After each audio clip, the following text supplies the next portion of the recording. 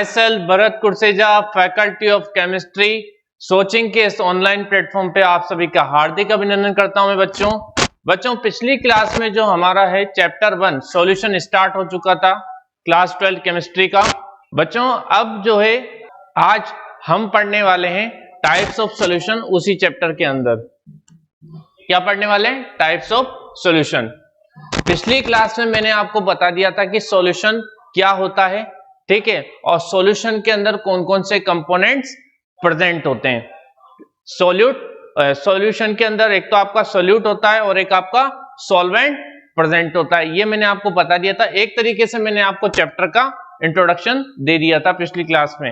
तो अब पढ़ते हैं बच्चों क्या, टाइप्स ऑफ सॉल्यूशन, यानी सॉल्यूशन के कितने टाइप्स होते हैं। देखो बच्चों सॉल्यूशन के टाइप्स की अगर हम बात करें तो सॉल्यूशन के जो हैं कितने टाइप होते हैं ये हम बात करेंगे। देखो बच्चों सॉल्यूशन के अंदर जो सॉल्वेंट और सोल्यूट प्रेजेंट होता है, उस सॉल्वेंट और सोल्यूट की फिजिकल स्टेट के बेसिस पर हम जो है टाइप्स ऑफ सॉल्यूशन को पढ़ते हैं। यानी 3 टाइप के हमारे वैसे सॉल्यूशन बनते हैं मेनली, लेकिन उन 3 टाइप में भी 3 टाइप और हो जाते हैं, तो टोटल 9 टाइप के सॉल्यूशन हो जाते हैं। देखेंगे हम, आप ध्यान रखना बिल्कुल अच्छे से, ठीक है बच्चों। तो ये है हमारा टाइप्स ऑफ सॉल्यूशन। क्या ये हमारा टाइप्स ऑफ सॉल्यूशन। तो on the basis of physical state there are 3 types of solution, यानी फिजिकल स्टेट के बेस पे 3 टाइप के सॉल्यूशन हो जाते हैं हमारे। पहला कौन सा होगा बच्चों, पहला देखें आप, पहला हमारा होगा सॉलिड सॉल्यूशन। कौन सा, सॉलिड सॉल्यूशन। देखिए in solid solution the physical state of solvent is solid. मैंने आपसे कहा था पिछली क्लास के अंदर कि जो आपकी सॉल्वेंट की फिजिकल स्टेट होगी वही आपकी क्या होगी, सॉल्यूशन की फिजिकल स्टेट होगी। क्योंकि सॉल्यूशन की जो फिजिकल स्टेट है वो कौन डिसाइड करता है, सॉल्वेंट डिसाइड करता है, ये पिछली बार मैंने बता दिया था आपको। तो यहां पे जो आपका यहां पे जो आपका सॉल्वेंट है वो सॉल्वेंट क्या है आपका, सॉलिड है। सॉल्वेंट क्या है आपका, सॉलिड है। इसलिए ये आपकी जो फिजिकल स्टेट है सॉल्यूशन की वो भी क्या है, सॉलिड। क्लियर है। अब देखो बच्चों solute of the solid solution can be solid, liquid और गैस। भाई यहाँ पे आपका सॉल्वेंट तो सॉलिड है, लेकिन जो सोल्यूट है वो आपका सॉलिड भी हो सकता है, लिक्विड भी हो सकता है और आपका गैस भी हो सकता है। ठीक है बच्चों, अब आगे बढ़ते हैं थोड़ा सा। देखो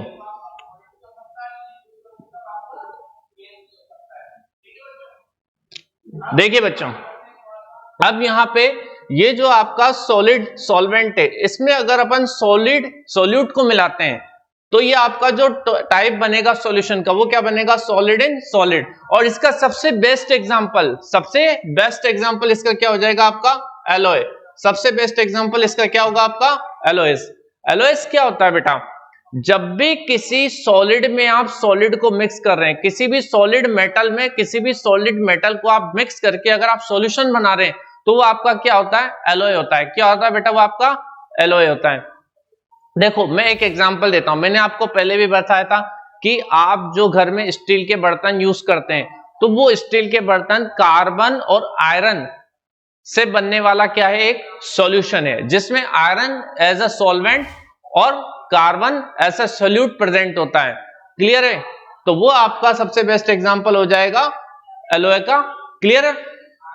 अब देखो सॉल्वेंट सॉलिड हो और सोल्यूट लिक्विड हो, सॉल्वेंट सॉलिड हो और सोल्यूट लिक्विड हो। तो देखो बच्चों इसमें लिक्विड इन सॉलिड आपका क्या बनने वाला है, सॉल्यूशन बनने वाला है, टाइप ये होगा सॉल्यूशन का। और इसका एग्जांपल आपका क्या हो जाएगा, अमलगम। एग्जांपल आपका क्या हो जाएगा, अमलगम। अमलगम क्या होते हैं बच्चों, देखो जब भी आप मर्क्यूरी के साथ किसी भी मेटल को रिएक्ट करके कोई प्रोडक्ट बना रहे हैं तो वो आपका क्या होता है, अमलगम होता है। क्या होता है बच्चों, अमलगम होता है। जैसे आप पहले तो इस चीज को जाने आप कि जो मर्क्यूरी होता है वो हमेशा किस फॉर्म में होता है, लिक्विड फॉर्म में होता है। तो जब मर्क्यूरी ले रहे हैं आप as a liquid, as a solute, और आप उसको किस में सॉल्वेंट आप ले लीजिए, जैसे मान लीजिए आपने ले लिया क्या, जिंक। तो जिंक के साथ, यानी जिंक के साथ आप क्या कर रहे हैं, आप किसको ले रहे हैं, आप मरकुरी को ले रहे हैं। तो आपका ये क्या बनेगा, जिंक का अमलगम बनेगा, जिंक का अमलगम बनेगा। तो ये आपका जिंक का क्या बन जाएगा, अमलगम बन जाएगा। ऐसे ही अगर आप आयरन के साथ किसको ले रहे हैं, आयरन के साथ आप ले रहे हैं मरक्यूरी को, तो वो आपका आयरन का अमलगम बन जाएगा। तो ये आपका बेस्ट एग्जांपल हो जाएगा अमलगम का। ठीक है। अब गैस इन सॉलिड, जब भी आप गैस को एज ए सोल्यूट लेंगे और आप उसको सॉल्वेंट एज ए सॉलिड में मिक्स करेंगे, तो आपका जो टाइप बनेगा गैस इन सॉलिड का बनेगा दोस्तों, है ना, सॉल्यूशन का जो टाइप बनेगा। अब देखो बच्चों, इसका बेस्ट एग्जांपल है आपका, जब आप प्लेटिनम या पीडी की प्लेट लेते हैं, तो प्लेटिनम या पीडी की प्लेट पर छोटे छोटे पोर्स होते हैं। क्या होते हैं, छोटे छोटे पोर्स होते हैं। जब आप उसमें क्या करते हैं, H2 गैस को स्ट्रीम्ड करते हैं, H2 गैस को प्रवाहित करते हैं, तो वो जो H2 गैस है उन पोर्स में जाके जमा हो जाती है। तो ये आपका कौन सा सॉल्यूशन बन जाता है, फिर गैस इन सॉलिड सॉल्यूशन बन जाता है। क्लियर है बच्चों, आगे बढ़ते हैं। अब देखिए लिक्विड सॉल्यूशन, दूसरा आपका क्या, लिक्विड सॉल्यूशन। जो हमारा पहला सॉलिड था उसी में 3 टाइप के सॉल्यूशन बन गए थे, ऐसे लिक्विड में 3 टाइप के सॉल्यूशन बनेंगे, और ऐसे ही आपके जो गैस है उसमें भी 3 टाइप के सॉल्यूशन बनेंगे, तो टोटल 9 टाइप हो जाएंगे, जैसे कि मैंने आपको बोला था नहीं बोला था। आगे बढ़ते हैं। देखिए लिक्विड सॉल्यूशन, लिक्विड सॉल्यूशन क्या होता है, in the liquid solution, liquid solution में the physical state of solvent is liquid. इसमें जो सॉल्वेंट है उसकी फिजिकल स्टेट क्या होती है, लिक्विड होता है, इसलिए क्या कहलाता है, लिक्विड सॉल्यूशन कहलाता है। क्लियर है। Solute in the liquid solution can be solid, liquid और गैस। और जो ये आपका लिक्विड सॉल्यूशन है, इसके अंदर आपका सोल्यूट लिक्विड भी हो सकता है, सॉलिड भी हो सकता है और गैस भी हो सकता है, उससे कोई फर्क नहीं पड़ रहा। क्लियर है। अब देखो liquid solution are the more significant types of solutions. जो लिक्विड सॉल्यूशन होता है वो आपका ज्यादा सिग्निफिकेंट टाइप होता है सॉल्यूशंस का। अच्छा, आपने ज्यादातर देखा होगा कि सॉल्यूशन लिक्विड फॉर्म में ही होते हैं, ज्यादातर होते हैं, लेकिन सभी सॉल्यूशन लिक्विड फॉर्म में होते हैं ये मैंने नहीं बोला, है ना। और पिछली क्लास में मैंने आपको यह भी बताया था कि आप सोचते हैं कि सॉल्यूशन केवल लिक्विड फॉर्म में होता है, लेकिन ऐसा नहीं है, आपका सॉल्यूशन लिक्विड, सॉलिड और गैस तीनों में हो सकता है। ये मैंने पिछली क्लास में क्लियर आपको कर दिया था, है ना। लेकिन इसमें जो मोर सिग्निफिकेंट टाइप होता है सॉल्यूशन का, मोर सिग्निफिकेंट टाइप जो होता है सॉल्यूशन का, वो कौन सा होता है आपका, लिक्विड वाला। कौन सा होता है, लिक्विड वाला। और आप बच्चों इस चैप्टर के अंदर भी लिक्विड सॉल्यूशन के ऊपर ही पूरा चैप्टर पढ़ने वाले हैं, ये भी मैं आपको बता देता हूं। क्लियर है बच्चों। अब देखो, अब इसके टाइप्स के बारे में देखते हैं। तो जब भी एज अ सॉल्वेंट आप लिक्विड ले रहे हैं और एज अ सोल्यूट आप सॉलिड ले रहे हैं, तो आपका जो टाइप बनेगा सॉलिड इन लिक्विड बनेगा। क्या बनेगा, सॉलिड इन लिक्विड बनेगा, है ना। अब इसमें इसका जो एग्जांपल है वो सोल्ट सॉल्यूशन सबसे बेस्ट एग्जांपल है इसका। जैसे आप मान लीजिए कि सॉलिड यानी आपने क्या लिया, सॉल्ट लिया, और उसको लिक्विड यानी वाटर में आपने क्या किया, डिसॉल्व किया, तो आपका सॉल्ट सॉल्यूशन इसका बेस्ट एग्जांपल हो जाएगा। क्लियर है। अब देखो इसके बाद लिक्विड को अगर आप लिक्विड में मिला रहे हैं, यानी लिक्विड ही सॉल्यूट है और लिक्विड ही सॉल्वेंट है, तो लिक्विड इन लिक्विड आपका सॉल्यूशन बन जाएगा। अब देखो इसका क्या टाइप हो जाएगा, आपका इथेनॉल इन H2O। क्या हो जाएगा, इथेनॉल इन H2O। जब आप एज ए सोल्यूट इथेनॉल लेंगे और एज ए सॉल्वेंट आप H2O लेंगे, तो आपका जो एग्जाम्पल होगा वो हो जाएगा इथेनॉल एंड H2O। इथेनॉल वही समझ गया ना, दारू दंगल वाली बात ही है, ठीक है। तो आगे बढ़िए। अब आप एज ए सोल्यूट गैस ले रहे हैं और एज ए सॉल्वेंट लिक्विड ले रहे हैं, तो आपका जो टाइप बनेगा सॉल्यूशन का वो गैस इन लिक्विड बनेगा। और इसका सबसे बेस्ट एग्जांपल आपका क्या हो जाएगा, एरेटेड ड्रिंक। एरेटेड ड्रिंक, देखो बच्चों आप बाजार जाते हैं, है ना, आप पेप्सी वगैरह जो भी कोल्ड ड्रिंक्स वगैरह होती है वो पीते ही हैं, है ना। हालांकि वो सेहत के लिए अच्छी नहीं होती, लेकिन फिर भी आप पीते ही हैं। तो वो आपको टेस्टी क्यों लगती है, उसके पीछे रीजन, वो आपको टेस्टी इसलिए लगते हैं क्योंकि उसके अंदर CO2 गैस फिल रहती है। कौन सी गैस फिल रहती है? CO2 gas.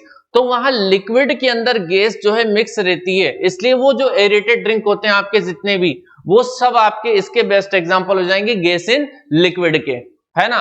और अगर मैं उसमें से गैस निकाल दूं तो आपको जो कोल्ड ड्रिंक है ना वो बहुत बेकार लगेगी, केवल उसमें मीठी मीठी लगेगी और कोई आपको स्वाद नहीं आएगा। जबकि उसमें जो CO2 मिक्स रहती है, गैस मिक्स रहती है, उसी गैस की वजह से ही आपको बहुत ही कोल्ड महसूस होता है। उसको आप बहुत कोल्ड पीने के बाद बहुत कोल्ड महसूस करते हैं, इसलिए आप पीते हैं।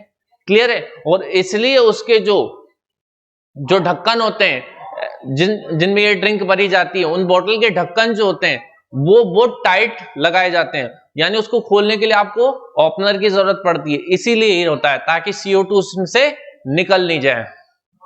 आगे बढ़े।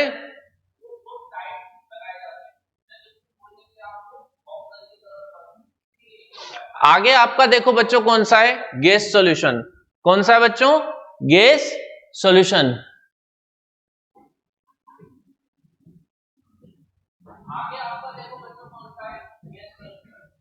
ठीक है, अब gas solution. In gas solution the physical state of solvent is gas. Gas solution में जो फिजिकल स्टेट होगी सॉल्यूशन की वो क्या होगी? मतलब जो फिजिकल स्टेट होगी सॉल्वेंट की वो क्या है? गैस है। तो इसलिए सॉल्यूशन की भी फिजिकल स्टेट क्या है? गैस है ना। अब इसमें एज ए सॉल्वेंट आप सब में क्या लेंगे? गैस। और एक बार आप सॉलिड लेंगे, एक बार लिक्विड लेंगे और एक बार गैस, जैसे अपन अभी तक करते आए। ठीक है, अब जब आप किसी सॉलिड को गैस में मिक्स करेंगे तो सॉलिड इन गैस आपका टाइप बन जाएगा सॉल्यूशन का। और इसका बेस्ट एग्जांपल होगा क्या? Iodine vapour. क्या? Iodine vapour. देखो कुछ सब्सटेंस ऐसे होते हैं जो सॉलिड से डायरेक्ट गैस में चेंज हो जाते हैं बिना लिक्विड में चेंज हुए।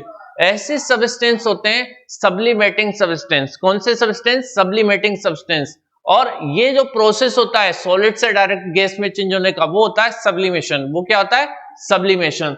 ठीक है, अब देखो यहां पे आयोडीन वेपर इसका सबसे बेस्ट एग्जांपल होने वाला है बच्चों। आयोडीन जो होता है जब हम उसको क्या करते हैं? बॉयल करते हैं। जब उसको बॉयल करते हैं तो बिना लिक्विड में बदले गैस में बदल जाता है। ठीक है, और गैस में जो है, जो एयर में जो है, इसके छोटे छोटे पार्टिकल्स जो हैं प्रेजेंट रहते हैं, तो उसी को बोला जाता है क्या? Iodine vapour. यानी गैस में आयोडीन के छोटे छोटे पार्टिकल्स प्रेजेंट रहते हैं, तो वो आपका सॉल्यूशन बन जाता है कौन सा? Solid in gas. कंफूर भी आपने देखा होगा, वो भी आपका सॉलिड से डायरेक्ट गैस में कन्वर्ट हो जाता है, तो वो भी इसका एग्जांपल हो सकता है। अब देखो जब किसी गैस में आप किसी लिक्विड को मिक्स कर रहे हैं, गैस में किसी लिक्विड को मिक्स कर रहे हैं, तो लिक्विड इन गैस सॉल्यूशन बनने वाला है आपका। और इसका सबसे best example humidity in air. देखो बच्चों आपने ये देखा होगा कि एयर में थोड़ी थोड़ी कभी कभी नमी लगती है, और ये ज्यादातर आपने सर्दियों में देखा होगा। सर्दियों में जब देखना आप कपड़े सुखाते हैं तो शाम होते ही जैसे जैसे दिन ढलता है तो शाम होने के बाद वो सूखे हुए कपड़े अपने आप थोड़े थोड़े गीले होने लग जाते हैं। यानी उनपे क्या होता है? उनमें ह्यूमिडिटी होती है। जो एनवायरनमेंट होता है उसमें जो एयर है उसमें क्या आ जाती है? नमी आ जाती है, ह्यूमिडिटी होती है। मतलब जो एयर है ना, उस एयर के अंदर, एयर तो आपकी क्या है? गैस है, और एयर के अंदर छोटे छोटे वाटर ड्रॉपलेट क्या होते हैं? एज ए लिक्विड प्रेजेंट होते हैं। जब वो लिक्विड एज ए ड्रॉपलेट किससे रिएक्ट कर जाते हैं? गैस से, तो आपका किसका? ह्यूमिडिटी का फॉर्मेशन हो जाता है, नमी बन जाती है। किसमें? एयर में। तो ये उसका बेस्ट एग्जांपल हो जाएगा। अब आगे बात करते हैं गैस इन गैस, यानी जब किसी गैस में किसी गैस को मिलाया जाएगा तो आपका क्या बनेगा? Gas in gas solution. Clear है? अब देखो इसमें एयर इसका सबसे बेस्ट एग्जांपल हो जाएगा। एयर क्या हो जाएगा इसका सबसे बेस्ट एग्जांपल? अरे बच्चों एयर के अंदर केवल आपकी ऑक्सीजन प्रेजेंस नहीं है ना। आप मतलब ऑक्सीजन ले रहे हो तो इसका मतलब ये थोड़ी कि एयर के अंदर केवल ऑक्सीजन प्रेजेंट है, उसमें नाइट्रोजन भी है, हाइड्रोजन भी है, कार्बन डाइऑक्साइड भी है, बहुत सारी गैसें हैं। तो ये जो सब गैसें आपस में मिक्स हो रही हैं, तो जब गैस गैस में मिक्स होगी तो वो आपका क्या बन जाएगा, गैस इन गैस सॉल्यूशन, और एयर इसका सबसे बेस्ट एग्जांपल हो जाएगा गैस इन गैस सॉल्यूशन का। क्लियर है? अब air is a type of gas solution in which the solute and solvent both are in the gaseous phase. जो air है वो आपका सबसे बेस्ट एग्जांपल होने वाला है किसका, गैस सॉल्यूशन का। किसका, गैस सॉल्यूशन का, जिसमें सोल्यूट और सॉल्वेंट दोनों ही क्या है, गैसियस हैं, दोनों ही गैस हैं।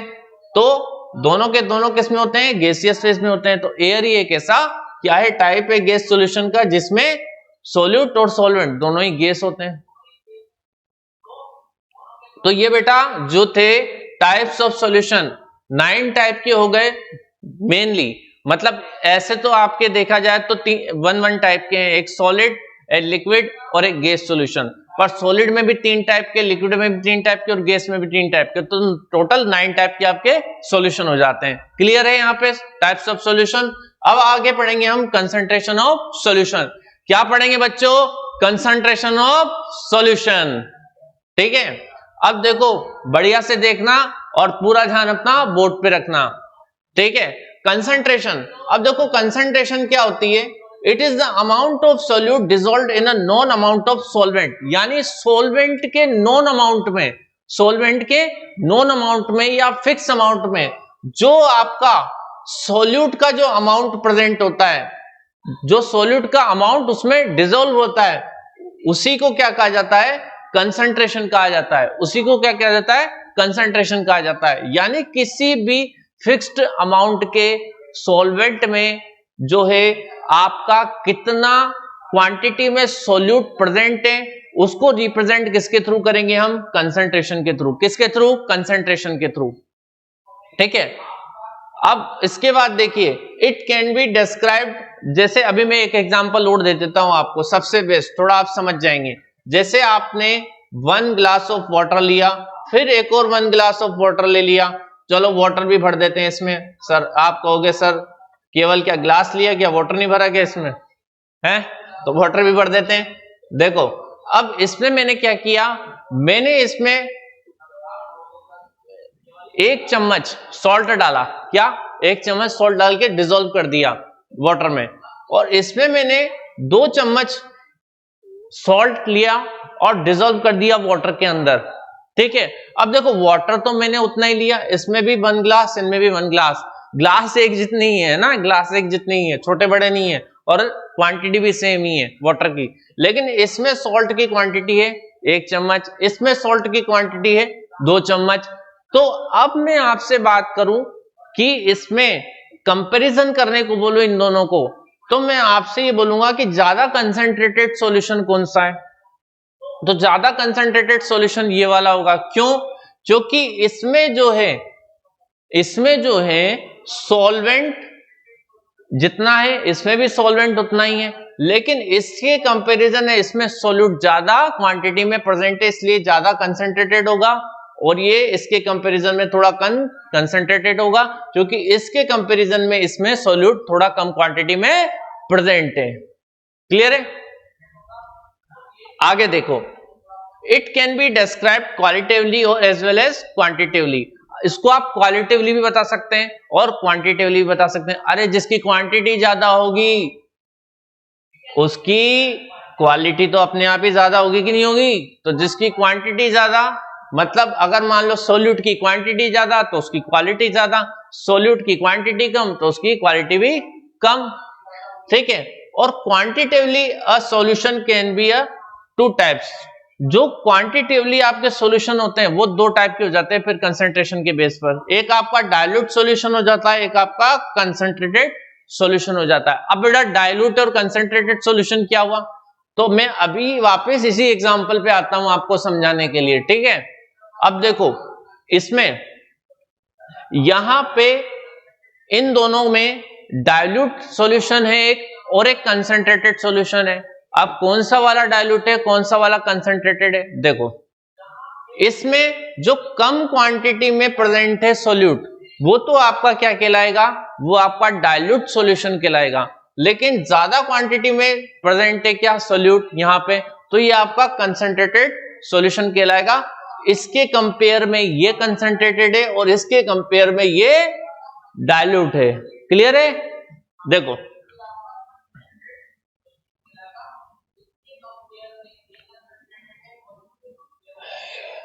चलो आगे देखें, एक आपका डाइल्यूट है और एक आपका कंसंट्रेटेड है। तो डाइल्यूट कौन सा हो जाएगा बेटा? Relatively small amount of solute present, मतलब रिलेटिवली जिसमें स्मॉल अमाउंट का सोल्यूट क्या होगा? प्रेजेंट होगा, वो तो आपका डाइल्यूट हो जाएगा। और relatively large amount of solute present, जिसमें लार्ज अमाउंट में सोल्यूट प्रेजेंट होगा, वो आपका कंसंट्रेटेड सॉल्यूशन हो जाएगा। यही मैंने अभी आपको समझाया था एग्जांपल के थ्रू। तो जिसमें आपके क्या 1 चम्मच जो है सॉल्ट प्रेजेंट है, जिसमें वो आपका डाइल्यूट है किसके कंपैरिजन में? दूसरे वाले के कंपैरिजन में। और जिसमें आपका 2 चम्मच सॉल्ट प्रेजेंट है, वो आपका कंसंट्रेटेड है किसके कंपैरिजन में? पहले वाले के सॉल्यूशन के कंपैरिजन में।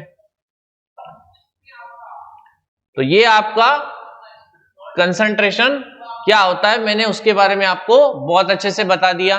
ठीक है बच्चों, अब आगे बढ़ते हैं। उम्मीद है आपको बहुत अच्छा लग रहा होगा, मजा आ रहा होगा पढ़ने में, तो ध्यान यहाँ रखना पर, है ना।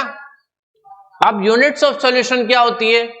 यूनिट्स ऑफ सॉल्यूशन या units of concentration of a solution, यानी सॉल्यूशन की यूनिट्स या सॉल्यूशन के कंसंट्रेशन की यूनिट्स भी बोल सकते हैं आप।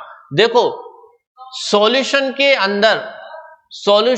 अंदर आप ये देखेंगे कि सॉल्यूट कितनी क्वांटिटी में प्रेजेंट है, या सॉल्यूशन की जो कंसंट्रेशन है वो कितनी है, तो उसको मेजर करने की कई यूनिट्स होती हैं जिनके बारे में आप इसके अंदर पढ़ने वाले हैं। तो सबसे पहले जो आपका यूनिट्स ऑफ सॉल्यूशन है, या आप कहेंगे units of concentration of solution है, वो क्या है? Mass percentage. वो क्या है आपका? मास परसेंटेज, जिसको आप परसेंट W/W से भी शो कर सकते हैं, W small w upon capital W। Clear है? आगे बढ़ते हैं।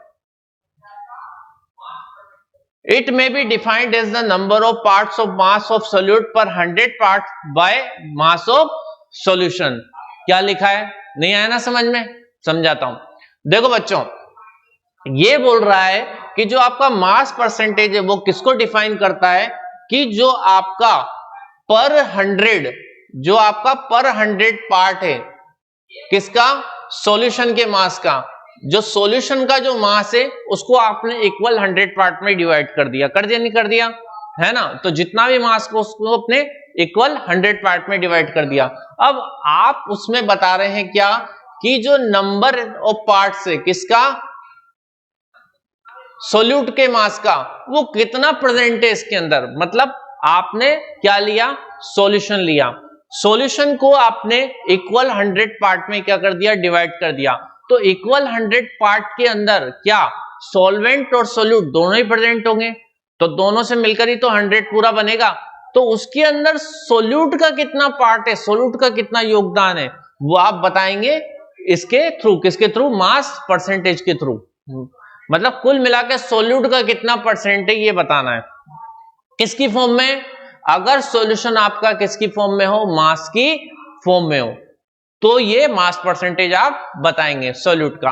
अब देखो mass percentage, mass of component present in the solution, यानी जिस कंपोनेंट के लिए आपको मास निकालना है, सॉल्वेंट के लिए निकालना है तो सॉल्वेंट, और सोल्यूट के लिए अगर आपको मास परसेंटेज निकालना है तो सोल्यूट। लेकिन यहां पे बेटा क्या है कि आप कंसंट्रेशन की बात कर रहे हैं, कंसंट्रेशन की बात कर रहे हैं, तो कंसंट्रेशन में तो आप सोल्यूट का ही मास परसेंटेज निकालेंगे ना, वहां सॉल्वेंट तो आपका बताएगा नहीं कंसंट्रेशन को। तो इसलिए आप क्या करेंगे? मास ऑफ सोल्यूट लिखेंगे, ठीक है, upon total mass of solution. तो मास ऑफ सॉल्यूशन इनटू 100 वही बात है। क्लियर है? तो ये आपका मास परसेंटेज शो हो जाएगा। अब परसेंट W अपॉन W से इसको रिप्रेजेंट करेंगे, तो मास ऑफ सोल्यूट तो आपका WB, और मास ऑफ सॉल्यूशन में आपका सॉल्वेंट और सोल्यूट दोनों के मास को ऐड कर देंगे, तो मास ऑफ सोल्यूट और mass of solvent WB plus W, आपका सॉल्यूशन का मास हो जाएगा, इनटू 100 आएगा यहाँ पे, है ना। 100 का लेना आप लोग। क्लियर है? ये 100 है। अब देखो ये स्मॉल w शो करता है किसको? इस WB को, और कैपिटल W शो करता है किसको? सॉल्यूशन के वेट को। क्लियर है?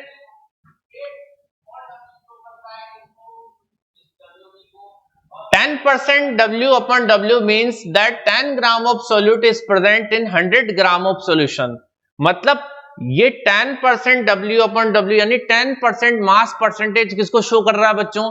ये शो कर रहा है कि 100 ग्राम का अगर सॉल्यूशन है तो उस 100 ग्राम के सॉल्यूशन में आपका सोल्यूट कितना है? 10 ग्राम है, यानी 10% तो 10 ग्राम ही होगा ना। निकालना तो आता होगा यार, अब इतने बड़े हो गए आप तो हैं। तो देखो, अगर 10 ग्राम आपका सोल्यूट हो जाएगा तो बचा हुआ 90 ग्राम या 90% आपका क्या होगा? सॉल्वेंट होगा। होगा नहीं होगा? क्लियर है? आगे बढ़िए।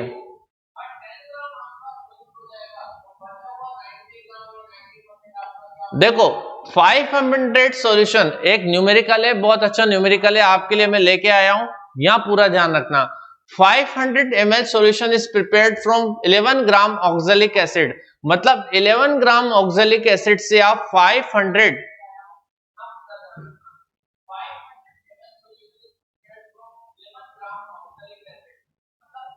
हाँ, तो 500 ml सॉल्यूशन प्रिपेयर किया जाता है 11 ग्राम ऑक्सैलिक एसिड से। तो ऑक्सैलिक एसिड का जो मास है, यानी ऑक्सैलिक एसिड क्या है आपका? आपका ऑक्सैलिक एसिड क्या है? सोल्यूट है। तो उसका मास आपको कितना दे रखा है? 11 ग्राम दे रखा है। दे रखा है नहीं दे रखा? उसके बाद इसमें 500 सॉल्यूशन में आप इसको ml सॉल्यूशन में आप इसको प्रिपेयर कर रहे हैं। अब जो आपका ये सॉल्यूशन है वो किस में दे रखा है? किस में दे रखा है? वॉल्यूम की फॉर्म में। किस में दे रखा है? वॉल्यूम की फॉर्म में। ठीक है, जो सॉल्यूशन है आपको किस में दे रखा है? वॉल्यूम की फॉर्म में। अब जो डेंसिटी है, the density of this solution is 1.1 gram ml। जो आपकी जो डेंसिटी है इस सॉल्यूशन की वो क्या है? 1.1 ग्राम पर ml। क्लियर है? तो calculate the mass percentage of oxalic acid in the solution. तो ऑक्सैलिक एसिड यानी ऑक्सैलिक एसिड क्या आपका? सोल्यूट। तो इसका आपको क्या बताना है? सॉल्यूशन के अंदर मास परसेंट बताना है। अब देखो बच्चों, जो मास है ऑक्सैलिक एसिड का एज ए सोल्यूट वो तो आपको डायरेक्ट दे रखा है 11 ग्राम, लेकिन आपने फॉर्मूला क्या पढ़ा? आपने पढ़ा mass of solute upon mass of solution into 100। अगर आपको मास परसेंटेज निकालना है तो आपको मास परसेंटेज निकालना है किसका? ऑक्सैलिक एसिड का। तो इसके लिए आपको जो है सॉल्यूशन चाहिए किसकी फॉर्म में? मास की फॉर्म में। लेकिन आपको किसकी फॉर्म में दिया हुआ है? लिक्विड की फॉर्म में, यानी वॉल्यूम की फॉर्म में।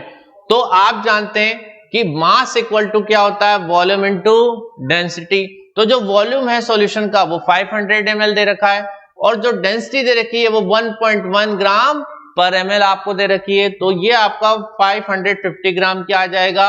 सॉल्यूशन का मास आ जाएगा। अब आप आसानी से निकाल सकते हैं। तो ये mass percentage of oxalic acid कैसे निकलेगा?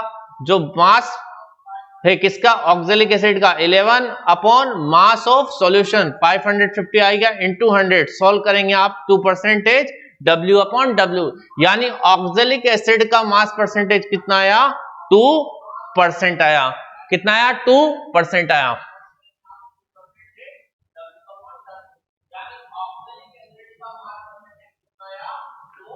अब देखो आगे बढ़ेंगे।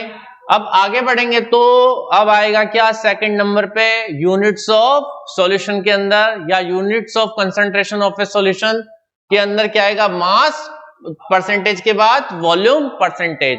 देखो वहां पे आपको सॉल्यूशन अगर मास की फॉर्म में दिया है तो वहां पे आप मास परसेंटेज यानी मास सॉल्यूट के लिए जो मास परसेंटेज निकाल रहे हैं वो भी आप किसकी फॉर्म में निकालेंगे? मास की फॉर्म में निकालेंगे। ठीक है, लेकिन अब यहां पे आपको जो दिया हुआ है सॉल्यूशन वो वॉल्यूम की फॉर्म में दिया हुआ है। किसकी फॉर्म में? वॉल्यूम की फॉर्म में। तो इसलिए आप यहां पे क्या निकालने वाले हैं बेटा?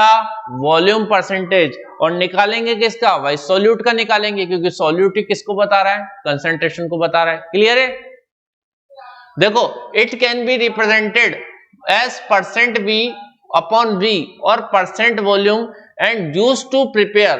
अब ये जो है आपका किससे रिप्रेजेंट होता है? %V अपॉन V से, या % वॉल्यूम से रिप्रेजेंट होता है। कैसे भी आप रिप्रेजेंट कर सकते हैं। अब देखो used to prepare such solutions in which both component are in liquid state. अब ये यूज किया जाता है सॉल्यूशन, ठीक है, कैसे सॉल्यूशन को बना, ये यूज किया जाता है कैसे सॉल्यूशंस को बनाने के लिए, ऐसे सॉल्यूशंस को बनाने के लिए जिसमें दोनों कंपोनेंट आपके क्या हो, लिक्विड स्टेट में हो, यानी लिक्विड एंड लिक्विड सॉल्यूशन है, तो लिक्विड लिक्विड में होगा तो सीधी सी बात है कि वॉल्यूम की फॉर्म में ही होगा, है ना। तो इस टाइप के सॉल्यूशंस बनाने के लिए इनका यूज किया जाता है वॉल्यूम परसेंटेज का। It is the number of parts of by volume of solute पर 100 parts by volume of solution. देखो बच्चों वही बात हो गई, सॉल्यूशन को आपने, सॉल्यूशन का जो वॉल्यूम है उसको आपने इक्वल 100 पार्ट में डिवाइड कर दिया। अब उस इक्वल 100 पार्ट में जो पूरा 100 जो पार्ट है वो आपका सोल्यूट और सॉल्वेंट से ही बन रहा है, ठीक है। अब सोल्यूट के उसमें कितना योगदान है, उसका कितना परसेंटेज है, तो उसको आप इसमें निकालने वाले हैं। आप चाहें तो वो सॉल्वेंट के लिए भी निकाल सकते हैं, लेकिन यहां देखो बात कंसंट्रेशन की है, तो आप किसके लिए निकालेंगे, सोल्यूट के निकालेंगे। देखो तो वॉल्यूम परसेंटेज कैसे निकलेगा बेटा, volume of component upon total volume of solution into 100। वही वाली बात है, वहां जैसे मास की बात हो रही थी, हम वॉल्यूम की बात हो रही है और कोई चेंज नहीं है ना। तो आप वही वॉल्यूम ऑफ कंपोनेंट में किसको लेंगे, सॉल्यूट को लेंगे, क्योंकि आप कंसंट्रेशन निकाल रहे हैं, और वॉल्यूम ऑफ सॉल्यूशन में आप किस वॉल्यूम ऑफ सॉल्यूशन ही लेंगे, इनटू 100 हो जाएगा आपका। अब देखो इसको आप किससे शो करते हैं बेटा, परसेंट V अपॉन V से शो करते हैं, क्योंकि जो वॉल्यूम होता है सोल्यूट का वो आपका स्मॉल v बताता है, और जो वॉल्यूम होता है सॉल्यूशन का वो आपका कैपिटल V बताता है, शो करता है, ठीक है।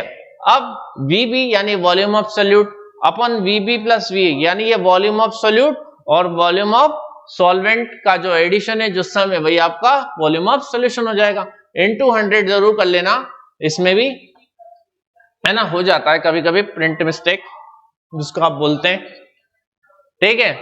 अब देखो 10% V upon V means that 10 ml solute is present in 100 ml solution। अब जैसे वहां 10% W upon W ये बता रहा था कि उसमें जो है 100 पूरे 100 ग्राम में आपका सोल्यूट कितना है, 10 ग्राम। वैसे ही यहाँ पे 100 ml में सोल्यूट आपका कितना है, 10 ml। अगर 10% आपका क्या है, वॉल्यूम परसेंटेज है, और अगर यहाँ पे 10 ml आपका क्या हो जाएगा, 100 ml में से सोल्यूट हो जाएगा, तो बचा हुआ 90 ml आपका सॉल्वेंट ही होगा, नहीं होगा, होगा, है ना। तो कुछ भी फर्क नहीं है, देखो मास परसेंटेज और वॉल्यूम परसेंटेज में बस फर्क है तो मास का और वॉल्यूम का, बात एक ही है। अब एक क्वेश्चन किस पे डिपेंडेड है, ये आपका वॉल्यूम परसेंटेज के बेस पर एक क्वेश्चन करने वाले अपन। 50 ml methanol is dissolve in 150 ml of water. 50 ml methanol को आप डिसॉल्व कर रहे हैं किसमें, 150 ml ऑफ वाटर में, तो आपका 50 ml तो क्या हो जाएगा, सॉल्यूट हो जाएगा, और 150 ml वाटर क्या हो जाएगा, सॉल्वेंट हो जाएगा। तो what will be the percentage of V upon V, तो वही बताना है आपको, वॉल्यूम परसेंटेज बताना है आपको। तो देखो आपको सोल्यूट किसका चाहिए, आपको पहली बात तो सोल्यूट का क्या चाहिए, वॉल्यूम चाहिए, और सॉल्यूशन का वॉल्यूम चाहिए। तो सोल्यूट का वॉल्यूम तो आपको 50 ml दे रखा है, मेथेनॉल सोल्यूट है, और आपको किसका, ये तो सॉल्वेंट का दे रखा है, वाटर का 150 ml, और वॉल्यूम ऑफ सॉल्यूशन आप कैसे निकालेंगे, इन दोनों को ऐड कर देंगे, तो 50 प्लस 150 200 ml आपका सॉल्यूशन का वॉल्यूम हो जाएगा। अब देखो आप वॉल्यूम परसेंट के लिए फॉर्मूला क्या अप्लाई करते हैं, volume of solute upon volume of solution into 100। तो वॉल्यूम ऑफ सोल्यूट क्या है 50 और वॉल्यूम ऑफ सॉल्यूशन क्या है 200 इनटू 100। सॉल्व करेंगे तो आपका क्या आएगा 25%, आपका क्या आएगा वॉल्यूम परसेंट आ जाएगा। क्लियर है बेटा। इसके बाद हम अगला जो हमारा है नेक्स्ट क्लास में क्या आएगा, मास वॉल्यूम परसेंट। तो अब पहले हमारा आया था मास परसेंट, फिर हमारा आया वॉल्यूम परसेंट, अब इन दोनों का मिक्सचर आएगा। अब वो मिक्सचर क्या होगा वो सस्पेंस है, वो मैं आपको अगली क्लास में ही बताऊंगा। तब तक के लिए आप थोड़ा सस्पेंस में रहिए, थोड़ा सोचिए कि मास वॉल्यूम परसेंटेज क्या होता है। लेकिन केवल सोचना नहीं है, जितना पढ़ाया पढ़ना भी है। और एक क्वेश्चन आपके लिए मैं देके जा रहा हूं, ये क्वेश्चन आपको करना है और इसका जो आंसर आए वो आपको कमेंट बॉक्स में मुझे जरूर बताना है। क्लियर है? ये आपका क्वेश्चन है। If 20 gram NaOH is dissolve in 150 gram water, अगर 20 ग्राम NaOH को आप डिसॉल्व कर रहे हो किसमें? 150 ग्राम वाटर में, तो then what will be the percent W/W? तो आपको मास परसेंट बताना है किसका? NaOH का। तो ये आप सॉल्व करेंगे न्यूमेरिकल मास परसेंटेज पे बेस्ड है और मुझे इसका आंसर आप कमेंट बॉक्स में जरूर बताएंगे।